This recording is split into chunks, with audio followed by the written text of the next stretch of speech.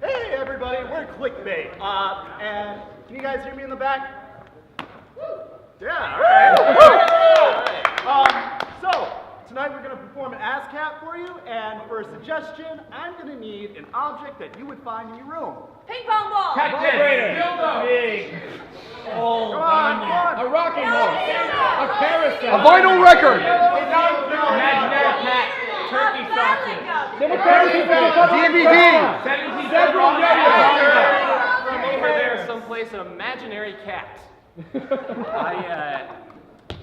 When I was a wee lad, about 5 years old or so, I think a little bit younger than that even, my parents gave me for Christmas a very small stuffed cat. And it was a orange tabby cat, sort of orange tiger stripes or so. And it had a red ribbon wrapped around its neck for, it being Christmas present and whatnot. And I named it Pete. It was Soft Pete. That was its name. And I slept with that until I was about 13 years old. Not gonna lie. And that was Soft Pete. It's still in my closet to this day. That's adorable. So yeah.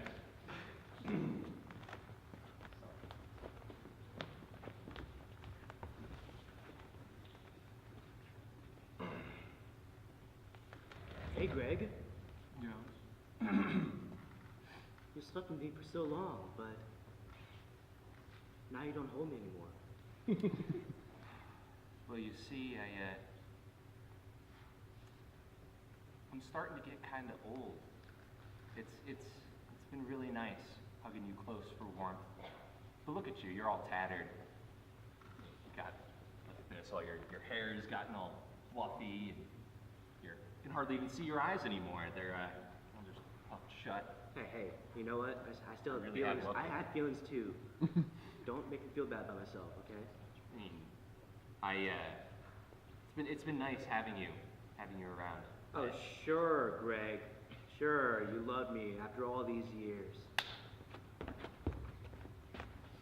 So,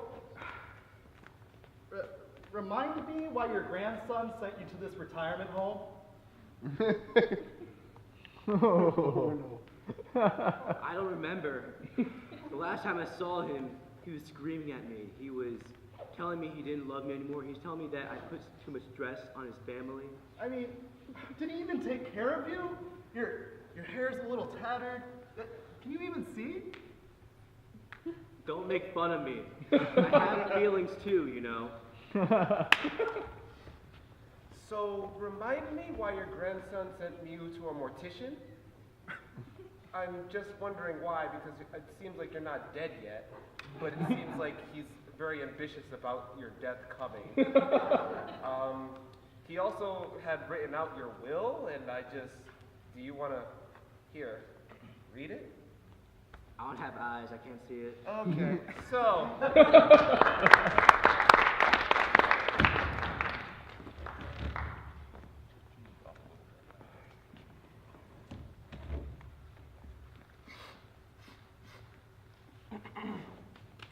Dad? Yes. I don't want to work on the farm anymore. I just don't. You know, it's hard work, and by hard work, I'm okay with hard work, but every day out in the sun, just picking weeds out of the cabbage patch, you know. Oh, look here, Isaiah. Farming's all we know. I only ever gave you, little bit of book learning. Where you gonna go? What are you gonna do, huh? Now, look here, Isaiah. I remember when I was your age. I used to go to my pappy and I'd get right up in his face and say, hey, I don't want to do no more farming, pappy. And you know what he said to me? He said, well, to hell with you, Pop. To hell with you. Farming has been in our family for generations. And now you want to turn your back on it? Nay, I say. Nay. But, Pappy. Nay, you do not talk back to me with that tone of voice. You gotta man up. In order to man up, you gotta work the fields. You gotta plow And would you really say that to me, Dad? Would you? Well, I was abused a lot as a child, and let me tell you, it didn't end up too well for me. So I'm just gonna hold you firmly, and I'm gonna say to you, you can do whatever you want to, son, but you're guaranteed to fail if you go elsewhere.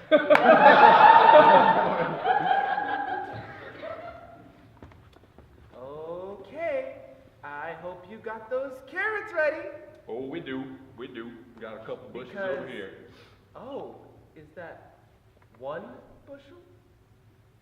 Well, see, help around the farm's been a little bit tight. See, my boy Isaiah, he's been kind of questioning the Amish lifestyle. Well, you know the quota. It's 2 bushels every day. You have 1 bushel that you need. So, if you don't get another bushel, I guess we're gonna have to send you to the timeout room. Well, Isaiah, how you feeling, dude? I'm feeling really good, Elijah. I'm so happy we're on Rumspringer. We don't have to go back. We don't have to go back. Yeah, you brought the carrots with you, too, I man. did. I stole all the carrots from my dad. You know, that reminds me of a story. I was brought up in a small town. I graduated with 19 kids in my class. You presumably have more fingers and toes than I had classmates. So, being from such a small town, I actually come from Amish country. And Amish people are interesting, to say the least. It's really cool, though, because they speak Dutch, and they speak Dutch in front of your face, and you don't know Dutch, and you know that they're talking about you. And, anyways, I remember hanging out with my friend, and he had hired some Amish to come help build a farm. And so they were building a barn, and me and my buddy were just hanging out. You know, we were 13 at the time, I think. So these Amish boys were working on building it, and there was this nice big dump truck tractor. And so we all left, and so these boys stayed, but their father left. And we come back the next day, and this tractor had moved, and it had moved quite a bit. We had the bucket down, and the bucket was raised, and it was like at least a good 5 yards to the left. You could see where it like hit some trees, and you're like, wow, what's going on there? So my buddy's dad asks the Amish father, did you move my tractor? Because usually when the Amish, when they use technology like that, they have to ask permission. They're not allowed to own it, but they can use it. To me, that's kind of cheating, but... so anyways, so the Amish father, he said, no, not at all. I would have asked you permission first, you know? It's our code, you know? And me and my buddy were looking over at the boys, and they looked like they had just murdered a guy. And they were just biting their nails, looking nervous. So I was like, you know, I wonder. And luckily his dad found out, and he said, what about your boys?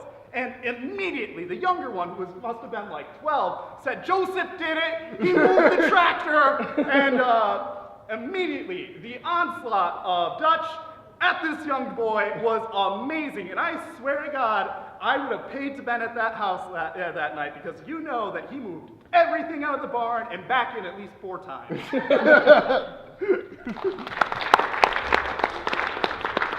Children, get in here right now. No. Now look, I know one of you messed with the tractor. You're gonna let Jebediah not come in here? Oh, he's gonna get it if he doesn't come in here in 5 seconds. Now, I want to know what happened to the tractor. Jimmy, you begin first. Well, Mom, the thing, Jebediah. Speak up! Jebediah did it. He's lying. Well worded. Timmy, you go. Well, Pa, first I got on the tractor and I started my chores like normal. I picked up the bucket, I put down the bucket, I picked up the bucket again because I realized I couldn't move forward with the bucket down. And I proceeded to clean the barn. Then I drove the tractor back and put it in the original spot. Then I proceeded inside where I made myself a sandwich. The sandwich was very good. I'll get the whipping stick, Ma.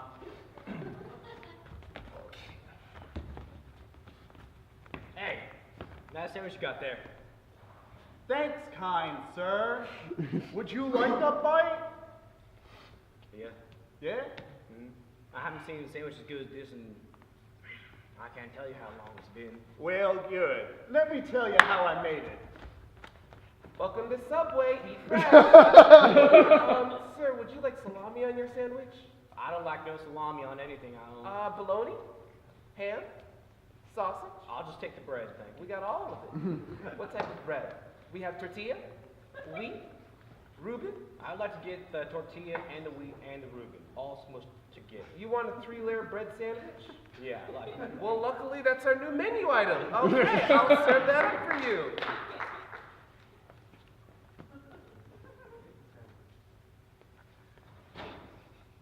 Can you cut the crust off? Okay, yes, we can. Always at Subway. Eat fresh. Hi. Okay. I would like a sandwich. Okay, give me 1 minute. I gotta throw out this order because the customer has just left. Anyway, what would you like? I normally make these myself, but bread, 2 slices, wheat, cut in quarters, Okay, tomato, okay, cheese. okay. What type of bread? You said wheat? Okay. Did you want regular square bread or No, grinder white. bread? White bread. White, yeah. You want white bread. Okay. We're out of white bread. We're out of white bread. We're out. But I said to get the shipment. The shipment didn't come. Okay, Look, fine. All right, Go, go, as go, long go. as we're cheating on the whole Mennonite Amish thing, we might as well try to get as many sandwiches as possible. I hate Mom's cooking. All right, look.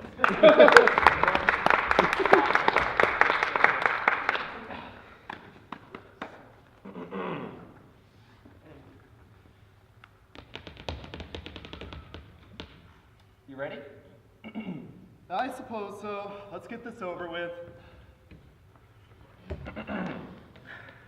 Shift into neutral. Neutral. Neutral, right? Okay, you understand that we're on an incline, right? Like this is easily 45 degrees.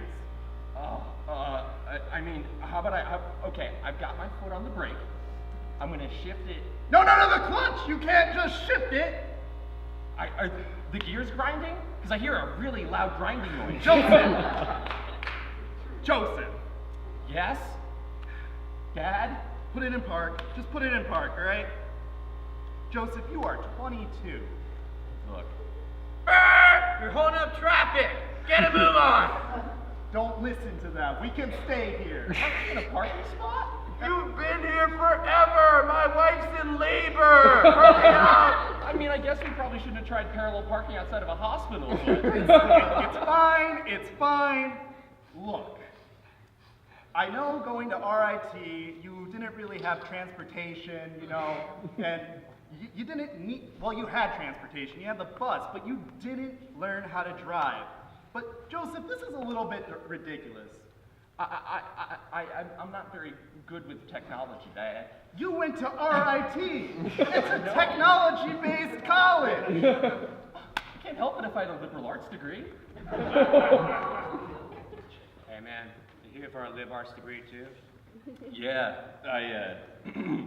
I'm really excited to take this liberal arts class. I'm not. I'm not really certain how they're going to get the liberal really in the arts, but like I'm really pumped for it. You know, like 101 liberal arts. Here we go. Okay, students, open up your liberal arts book. I assume that you all have brought it today. I have it online. Oh, you have it online on your iPhone. Oh, okay. Really? Is that Angry Birds? Oh, no, okay. So, here's the first subject that we're going to go over is art. We are going to observe the Mona Lisa and understand why Leonardo da Vinci had created this masterpiece for us to enjoy. I want to get your perspectives of what you think of My the Mona perspective is Lisa. pretty odd because, you know, when I went to college, I imagined we'd all be facing the chalkboard, you know? And instead of next to it. Classroom space must be pretty tight. It is pretty tight, and this is the only room that I could have reserved, so don't complain about it. Due to funding cuts in the arts programs, we are now going to have you sit backwards to the blackboard. We cannot afford the chalk for you to be looking at the blackboard. Thank you. Yep. Do you hear him? Can't face the blackboard. Turn around. It goes to my paycheck.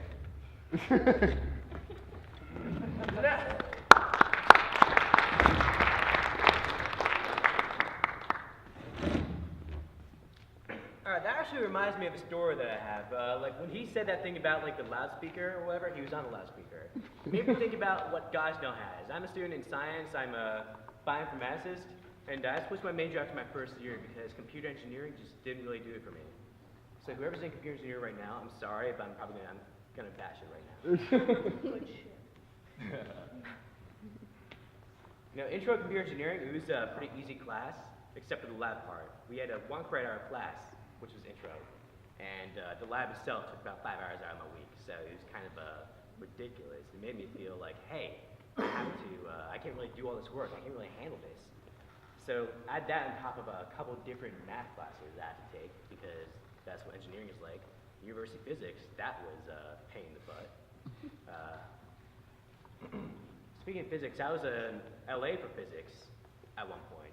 It was actually last spring semester. And when I was in LA, it was for college physics. It was pretty cool. Back in the day, I wasn't as confident as like I would have liked to be because I didn't really get along well with some of the students. There was like this one little squad of students in the corner that thought I was awesome for some reason. And then at some point during my 11th week, I got fired. And that itself is a pretty cool story too because it has to do with the question that I had to write for my LA assignment. I had to take another class with being in LA that would make me a better teacher. It didn't because being the bad student I was last year, I didn't really do as much of the work as I needed to. So the question that I had to write offended a couple of people. And then the people who had offended complained. They went to my teacher. They went to the head of the LA program. They went to the head of Gosnell. And considering the fact I'm trying to get a BSNS in that program, it's like, hey, that doesn't put me in a good light. So I got fired from the LA program. I got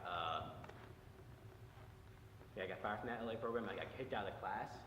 And that little squad of people, like, they still think I'm awesome. So I got something out of it. Johnny, I don't know how I'm going to pass this class, man. I don't know either. We should probably ask Ethan. He's really cool. Hey, what's up, guys? Ethan! Hey, boys, you two. Yeah, your names. Yeah, what's up, guys? Jake and me, we were wondering if you could help us pass the class because you're so smart. Yeah, I'm smart. Yeah, what's up? What do you need? What do you need help with? So our class is Class 101. It's the theory of taking class. And I just don't understand a thing. Like, he's talking, I'm talking. And there's just no class involved, you know? There's absolutely no refinement.